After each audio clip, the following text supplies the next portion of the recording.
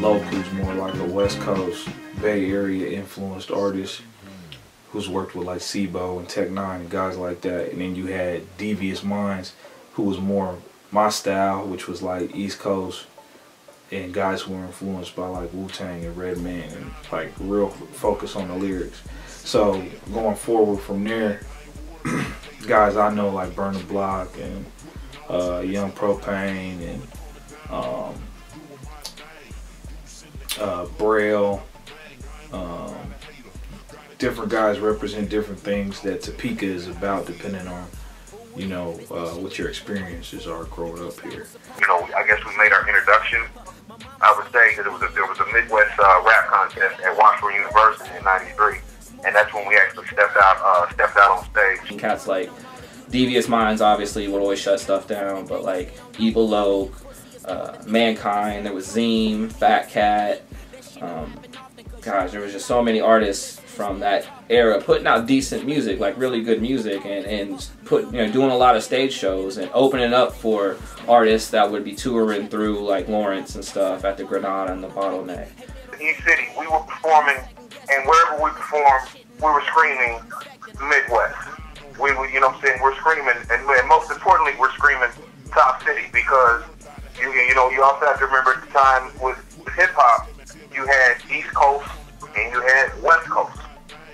And they were very, very strong, and they were very, very adamant about repping their region of the United States. So when we came out, we weren't East Coast or West Coast. We're from the Midwest, and most importantly, we're from Top City. And we made sure that people knew that every time we stepped on stage and off stage. I think the first thing I remember listening to was Stick Figure, and Stick Figure really stuck out to me as different in my eyes, because he wasn't talking about the same crap that Lil Wayne was talking about. You know, he wasn't repping strange music out of Kansas City. He was a Topeka cat who was spitting real. Well, when I was coming up doing some music, Burn the Block was the hottest artist around here. That's, I mean, I remember I couldn't even get a show without opening up for him. A lot of people don't really know the history of Topeka hip hop, because like I said, it's like people aren't really passing it down. But like, I've had the privilege of sitting with them people. Like, I've been recording for Loke since I was 16. You know, like because he's best friends with Rick. You know, and so I met him like that. And I mean, most people don't know, like, Loke was right there. Like, Loke, Lil Jon, before Lil Jon blew up and took over hip hop for a good 2-3 years, he was supposed to sign Loke, and Loke was like, nah, not if you're not bringing on my whole crew. And so he lost that opportunity, but he's like, I've got my own label, you know, Mima Records, which was, they were titans at the time. They ran it. TCT, that was them. They did that. They started that. The history about Topeka, I mean, I know a couple artists, you know, that I've heard from back in the day. You know, like, I think I heard of Kazi Jesus, you know, it's like maybe like 3, 4, 5 years ago. I used to listen to his stuff. Braille, that's my homeboy. I definitely, you know, jam his stuff. I started meeting everybody. That's when I met Kazi, goes by Wonder Boy now. Matter of fact, he's on my team now. That's when I met him. We did a show with Stick. Stick came down from KC and did a show with us, because we reached out to him, because at the time we were kind of doing everything at the Booby Trap, and we were like, yo, we got shows at the Booby Trap, you want to come do a show with us? He was like, hell yeah. And that's when I got to hear his tape and was like, man, this dude is crazy. And got to see him perform. And so it was really, Kazi and Stick Figure's show games are really like, they were iconic for me. Like, the way that they got the crowd involved, their personalities on stage, the way that they handled themselves are really what I mirrored myself after. There was a group called the T-Town Rockers, and then there was a group called the Gucci Guys, and then there was a rapper, like one of the only rappers in the town, named Jason Buggs. At the time, everybody called Topeka T-Town. This particular time, we were like, okay, well, T-Town has had its run. We're about to make our run, and we want to give it a new name. We want to give it a, you know, a fresh run, and you know, we want to do something different, something, you know, that people can stand behind and have some pride. And the first thing that came out of DJ Top City's mouth was Top City. Vanden was the one that actually gave Topeka that name, and Evil Loke and Devious Minds, which Evil Loke is East City now, but Evil Loke and Devious Minds, we were actually the ones that solidified it. We put it in every for the history of it, I mean, there's so much of it, but only so much of it is relevant. You know, there's so many artists that I discover every day, and there's so many artists that fade away every day. There's always like transitioning between artists and new artists coming up. And I'm 20, like we're all 24 years old. I really don't. I'm not probably as educated as I should be, but a lot of people that I know, I mean, I know Stick Figure, I heard of these, I know these people, I know they, you know, put on for the city for a long time and shit.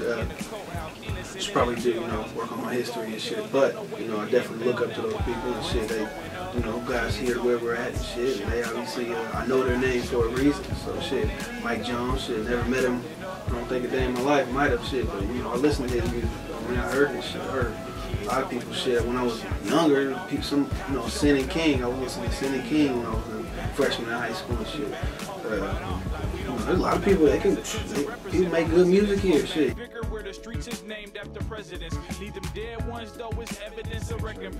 But like in my time, we had to fight for everything. Like we had to get and everything was about money. Like it's nobody's profession here, but it's about money. Like man, you ain't no professional producer, but we talking about money. You ain't no professional photographer, but we talking about money. So I mean, it was just like that, man. And then you go out of town and you see how a town will hold it down. And we representing for Topeka at the end of the day. We go out of town and they like, yo, these guys are from Topeka. And you could almost say these guys are from nowhere. I mean, Topeka artists, a lot of them, you either love Topeka or you hate Topeka. It's like one or the other. It's not like there's a mutual common ground. So you're either going to promote Topeka or you're never going to talk about it. So there's only a handful of artists that are promoting it, but at the same time, there's a handful of artists that are like hating on it. So it's like there's a collision between the two, and you know, in the end, you know, nobody wins. Topeka hasn't really blown up like other places just because we're not working as hard as other places and we're not as unified. I feel like if we all just came together and let our egos go, you know, we'd be bigger artists than what we are right now. I feel like a lot of times we want to think we're bigger than what we are, and I mean, it's good to think positive like that, but at the same time we got to be real with ourselves, and you know, we got to help each other out. You know, just because you might have a buzz and somebody else doesn't have a buzz, but you see them working, doesn't mean that you can't help them out. You know, like, you know, of course, you know, they got to work too, but at the same time, you know, give a hand, you know, help somebody out. You know, you never know, you know, you might make the next hit song with them. One-track minded people that aren't even interested in investigating and seeing what's really going on. You know, I think that that's a big bulk of it. You know, as far as the big shots and people who are in charge of making those major moves for artists. Another thing is, shit, the artists, you know, ourselves, like for a while, nobody was really linking up and really getting together and making a push for shit to happen, or really creating a movement or trying to create a buzz like it should have been done. The reason why there's such a big divide is because Topeka has no music scene.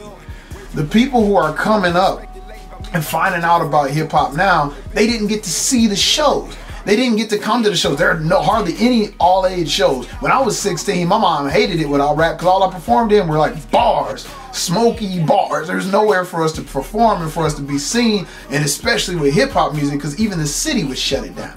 I remember they were supposed to have a show called The Kings of the Top at a place called the Static Bar. It was on the west side across the street from like that Pizzago spot on Fairlawn.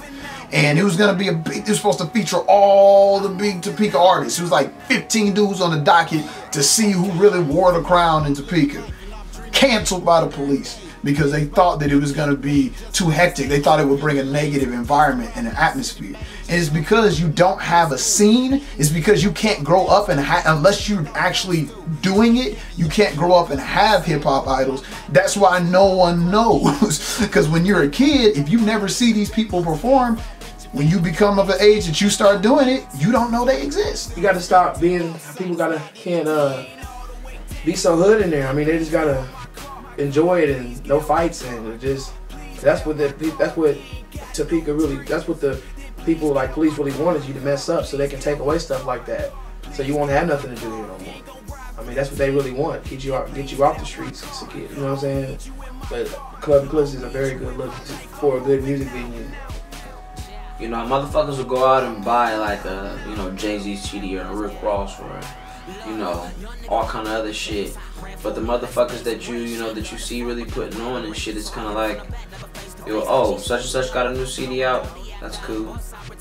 And then you'll go turn on fucking BET and MTV and go look at them motherfuckers, you know, which is cool. That's what it's there for, it's entertainment. But at the same time, like, if you really rocking with some shit, like you say you're rocking with some shit, show it, you know, come out and support, you know, come out and support these shows, buy these albums, you know. I think it took a lot of time to develop because it took so long for these fads and these trends to die out.